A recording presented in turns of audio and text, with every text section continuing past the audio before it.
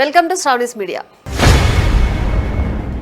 ఆంధ్రప్రదేశ్లో ప్రభుత్వ ఉద్యోగులు, ఉపాధ్యాయులు, పెన్షనర్ల సమస్యలు రోజురోజుకు పెరిగిపోతున్నాయి. ఏపీ ఎన్జీఓ అసోసియేషన్ రాష్ట్ర అధ్యక్షుడు విద్యాసాగర్ నేతృత్వంలో రాష్ట్ర కార్యవర్గ సమావేశం జరిగింది. ఈ సమావేశంలో ప్రభుత్వాన్ని తీవ్రంగా విమర్శించారు. వేతన సవరణ కమిషన్, పీఆర్సీ నియమించడంతో పాటు మధ్యంతర భృతి, ఐఆర్ ప్రకటించాలని, బకాయిలు చెల్లించాలని, హెల్త్ కార్డుల్లో లోపాలు తొలగించాలని డిమాండ్ చేశారు.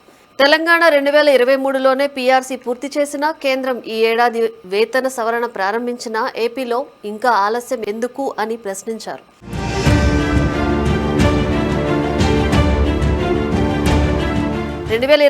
జూలై నుంచి పీఆర్సీ ఆలస్యం అవుతోంది. ఇది ఉద్యోగుల వేతనాలు, ఫిట్మెంట్, డిఏలను ప్రభావితం చేస్తోంది. మధ్యంతర భృతి కూడా ధరల పెరుగుదలకు అనుగుణంగా తక్షణం అమలు చేయాలని డిమాండ్ చేస్తున్నారు. అలాగే దాదాపు 21,000 కోట్ల రూపాయల బకాయిలు, ఇందులో కొంత విడుదలైనా ఇంకా ఎక్కువ మిగిలి ఉందని ఆరోపణలు వినిపిస్తున్నాయి.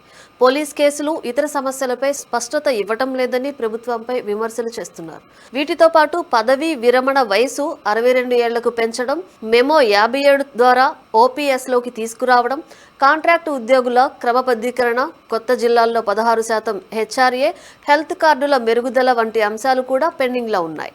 చంద్రబాబు నాయుడు నేతృత్వంలోని కూటమి ప్రభుత్వం 2024లో అధికారం చేపట్టినప్పటి నుంచి ఉద్యోగుల సమస్యలపై సానుకూల సంకేతాలు ఇచ్చింది. వైసీపీ ప్రభుత్వం ఇవ్వాల్సిన బకాయిల్లో 11,496 కోట్లు 2024-25లో మరిన్ని 2025-26 ఆర్థిక ఏడాదిలో చెల్లించింది. డిఏలు, గ్రాట్యుటీలు విడుదల చేసింది. అయినా పూర్తి పీఆర్సీ చెల్లించలేదని ఉద్యోగులు ఆరోపిస్తున్నారు. నిజానికి కేవలం ఆర్థిక లోటు కారణంగానే పీఆర్సీ చెల్లింపు ఆలస్యమవుతోంది. 2025-26 బడ్జెట్లో ఫిస్కల్ డెఫిసిట్ 4.4%, జీఎస్డీపీ 79,927 కోట్లు. రెవెన్యూ డెఫిసిట్ కూడా ఎక్కువ. శాలరీలు, పెన్షన్లు రెవెన్యూ వ్యయంలో పెద్ద భాగం. జీతాలకు 21%, పెన్షన్లకు 10% కేటాయించాలి. కొత్త పీఆర్సీ అమలు చేస్తే మరిన్ని వేల కోట్లు అదనపు భారం ప్రభుత్వ ఖజానాపై పడుతుంది.